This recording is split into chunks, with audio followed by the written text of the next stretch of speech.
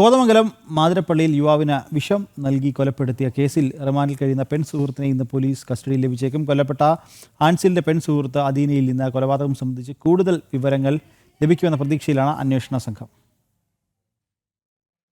കോതമംഗലം മാലിപ്പാറ സ്വദേശിയും മരിച്ച അൻസിലിന്റെ പെൺസുഹൃത്തുമായ അധീനയെ കസ്റ്റഡിയിൽ ചോദ്യം ചെയ്യുന്നതോടെ കൂടുതൽ വിവരങ്ങൾ ലഭിക്കുമെന്ന പ്രതീക്ഷയിലാണ് അന്വേഷണ സംഘം. അധീന മാത്രമാണ് പ്രതിയെന്ന് പോലീസ് പറയുമ്പോഴും മറ്റാർക്കെങ്കിലും ഇതിൽ പങ്കുണ്ടോ എന്നും അന്വേഷിക്കുന്നുണ്ട്. വിഷം നൽകാനും മറ്റും അധീനയ്ക്ക് ആരുടെയെങ്കിലും സഹായം ലഭ്യമായിട്ടുണ്ടോ എന്നാണ് അന്വേഷിക്കുന്നത്. വിശദമായ ചോദ്യം ചെയ്യലിനും തെളിവെടുപ്പിനുമായി അധീനയെ കസ്റ്റഡിയിൽ വാങ്ങാൻ പോലീസ് നൽകിയ അപേക്ഷ കോടതി ഇന്ന് പരിഗണിക്കും. സംഭവം നടന്ന ദിവസം രാത്രി അൻസിൽ വീട്ടിലെത്തും മുൻപേ അധീന CCTV ഓഫ് ചെയ്തതും പിന്നീട് ഹാർഡ് ഡിസ്ക് മാറ്റിയതും സംശയത്തിനിടയാക്കുന്നുണ്ട്.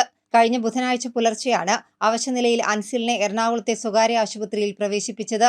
വ്യാഴാഴ്ച വൈകിട്ട് അൻസിൽ മരിച്ചു.